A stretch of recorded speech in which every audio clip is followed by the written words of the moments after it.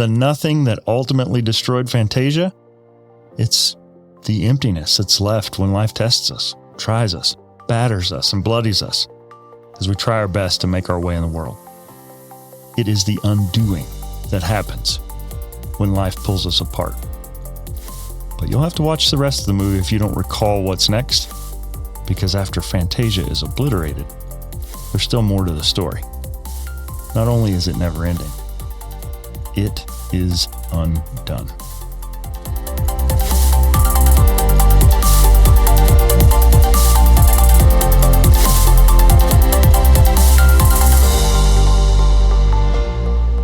It is Word to the Third, my reflections on purpose, life, and growth. I'm Toby Brooks. I'm a speaker, author, professor, and forever student. Each week on Becoming Undone, I bring you guests who've dared bravely, risked mightily, and grown relentlessly. High achievers who've transformed from falling apart to falling into place.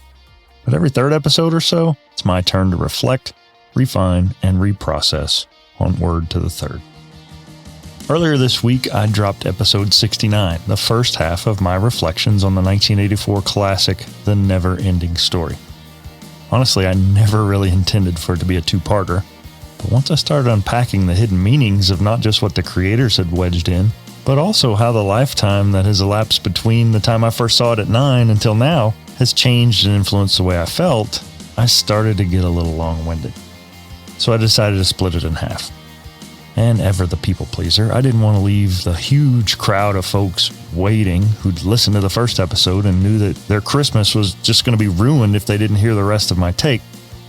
I kid. Seriously, I felt like I needed to finish this one up while the emotions were still fresh. Last we checked, our main character, Bastian, is still stashed away in his school's dusty attic with a half-eaten PB&J, a blanket covered in allergens, and several lit candles that are a nudge away from burning the whole place down. But in our story within the story, brave hero Atreyu is still grieving the loss of his beloved horse Artax. But he's thankful to have been rescued from the swamps of sadness by my personal favorite, Falkor the Luck Dragon. The nothing rages on. Atreyu happens into a pair of gnomes, the kindly old Professor Ingiwook and his wife, near the Southern Oracle. Here's where our story starts to become a little Legend of Zelda-like, and the quest gets a little tricky. Atreyu has to successfully navigate a series of gates and challenges before he can hopefully meet the Oracle and figure out how to defeat the nothing. The first challenge is to successfully pass through the Sphinx Gate. Now, as I said last episode, I've never been one to instinctively know what a poem or a story represents. I'm still not sure what the Sphinxes represent here. What 9-year-old me could have told you without a doubt was that these Sphinxes were topless. And today's me wonders, why on earth did the creators feel the need to make anatomically correct D-cups for Sphinx portrayal in a kid's movie? It's a little creepy. But anyway, the professor shows Atreyu the gate and teaches him a few things after we watch a brave knight get eye lasered into oblivion. Why? The Sphinx's eyes stay closed until someone who does not feel his own worth tries to pass by. Ah! Here comes one that looks fancy.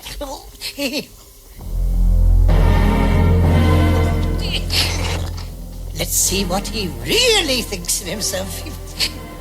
Look. He's going on. I think he's gonna make it.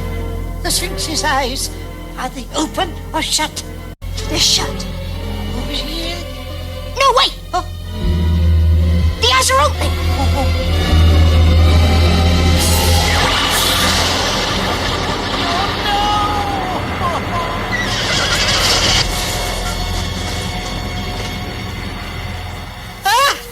Did he make it? Did he? No. Fancy armor doesn't help. The Sphinxes can see straight into your heart. Now to recap, Atreyu is wide-eyed and full of wonder, and along with his best friend, he sets out on this quest. where they find nothing in the Silver Mountains, the Desert of Shattered Hopes, or the Crystal Towers. He loses that friend and nearly dies himself in the swamps of sadness. Now he's emerged, and he's trying to carry out his life's purpose, but he's faced with his next critical challenge. Now, the knight we saw die looked like he had it all together. He had a beautiful horse. His armor was pristine and polished. To the outside world, he was a him as I pound my chest. This guy looked like a hero. He moved like a hero. He approached the challenge like a hero. But when the Sphinxes looked through that outward appearance and saw into his heart, they saw the truth. Even though we never hear the knight utter a word, we can tell that what he said didn't match what he believed. The past few weeks, I've heard multiple guests talk about imposter syndrome. My doctoral work was focused on interviewing teachers to hear what they believed about teaching, and then watching them in the classroom to see if those espoused beliefs actually showed up.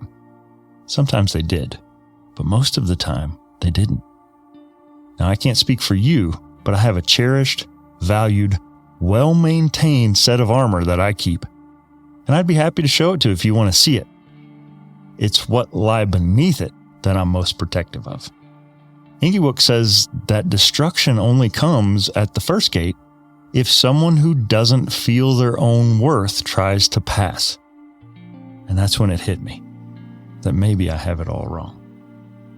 Instead of polishing my armor, maybe I should be nourishing my body. Instead of grooming my trusty stallion, maybe I should be plowing my heart. Maybe instead of raising a brightly colored banner for all to see or drawing a shiny, flashy sword, I should be focused instead on things of substance. I don't want you to think that I'm the best professor you've ever had, or the most thought-provoking podcaster you've ever heard, or the most gripping author you've ever read. I want to be those things, to put in the work and to know that I've done and I am doing the hard things in order to earn the right to have confidence in that fact. It isn't hubris we should seek. It is quiet, grounded, hard-earned humility. Atreyu manages to get through the gates. Barely. Apparently, he knows that he's on this quest to save his world because people trust him and they believe in his bravery. And so, like life, once we make it through the biggest challenge we've ever encountered, it isn't long until life tests us again in a new way. The next test is the magic mirror gate. Next is the magic mirror gate. Atreyu has to face his true self. So what? That won't be too hard for him. Oh, that's what everyone thinks. But kind people find that they are cruel. Brave men discover that they are really cowards. Confronted with their true selves, most men run away screaming. Atreyu makes it through after seeing Bastion in the mirror. He didn't run away screaming. He might not have understood what or who he saw, but he was cool with it. I feel like the magic mirror gate would be easy, even exciting for young me to encounter.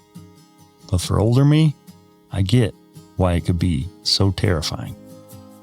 If the Sphinx gate could look into our hearts and see the best version of ourselves that we ourselves are maybe too timid to believe, then the magic mirror gate is just the opposite. Peering in to see the selfishness, the greed, the pettiness that is no less me too. I'm glad I'm not on this quest, because no obstacle seems quite as humbling and potentially devastating to me at this moment than a sobering confrontation with all the worst parts of who I've become. So Atreyu makes it through the magic mirror gate. And here's where 9-year-old me was 1,000% lost from this point on. I didn't get it. But having lived my life and reading a few summaries online, for all of life's triumphs and tribulations, for all the great things and the awful, I think I understand it now. He meets the Southern Oracle, which, sidebar, is really just the same two big-boobed sphinxes splashed with blue stage lights instead of gold, but I digress. Atreyu gets his needed intel, and he and Falkor flee as once again, the Nothing moves in. and consumes the oracle. And then this happens. On and on they flew until they reached the sea of possibilities, where they could go no further. The sea of possibilities. I feel like we should have spent some time here before having to traipse through that desert of shattered hopes, but whatever. Why could they go no further? My daughter Brennan could help me out on this one. Life for Bryn, especially in high school, was like the menu at Sonic. Just overwhelming. There's too many choices. I don't like going there because it's just too hard. We told our daughter from the day she was born that she could be anything and do anything if she only tried. In retrospect, unrestrained possibilities without guidance and direction, without boundaries of some sort, can be not just scary, but even crippling. As she's matured, she still recognizes that she can frequently succumb to paralysis by analysis. She's learned to zero in on what matters most and to not give peripheral possibilities her energy. Compare that to my son Tay. This kid was raised in the same house by the same parents, and until 2 years ago went to the same school. He has applied and been accepted into precisely one college, his first choice.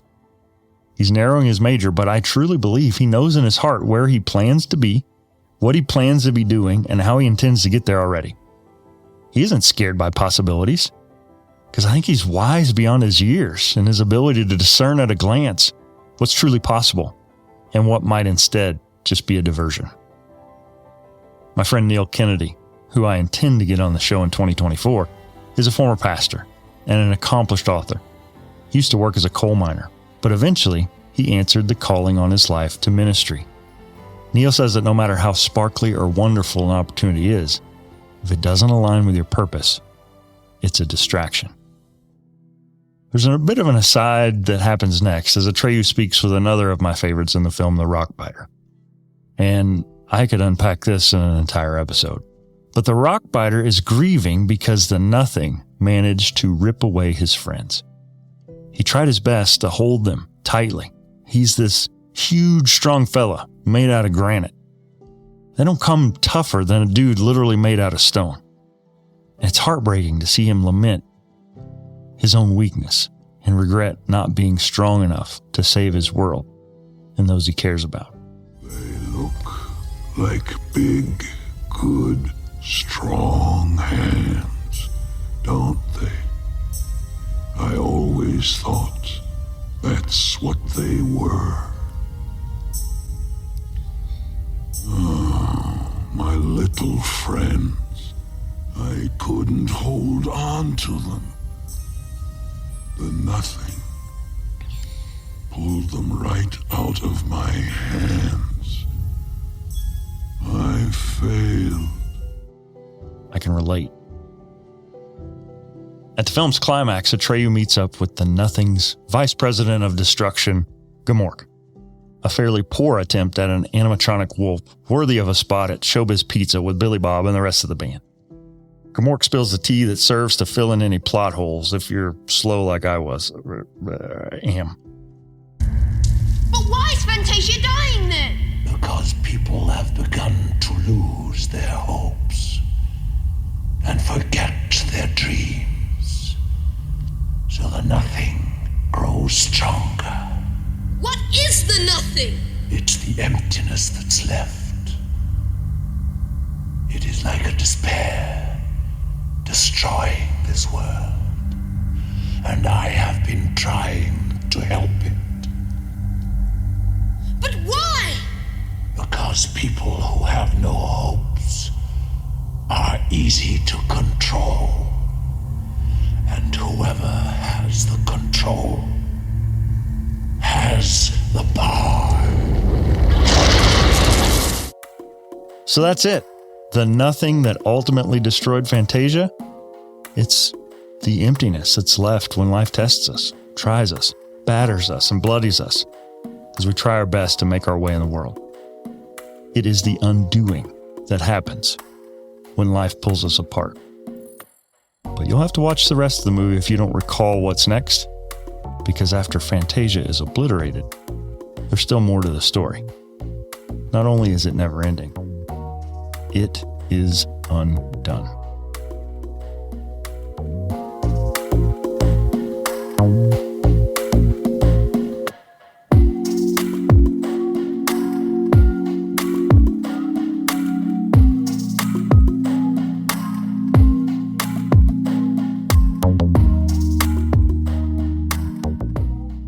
Well, that wraps up another week. What about you? What are you working on or waiting for? What are you doing in the meantime to get better every day? I'd love to help, and I'd love to hear about it. Surf on over to UnDONEpodcast.com and drop me a note. For more info on today's episode, be sure to check it out on the web. Simply go to UnDONEpodcast.com/EP71 to see the notes, links, and images related to today's show. I'm Toby Brooks, and this has been Word to the Third. Becoming Undone is a Nitro Hype creative production written and produced by me, Toby Brooks. If you or someone you know has a story of resilience and victory to share for becoming undone, contact me at UnDONEpodcast.com. Follow the show on Facebook, Instagram, and LinkedIn at Becoming Undone Pod, and follow me at Toby J. Brooks. Listen, subscribe, and leave me a review at Apple Podcasts, Spotify, or wherever you get your podcasts. Till next time, everybody, keep getting better.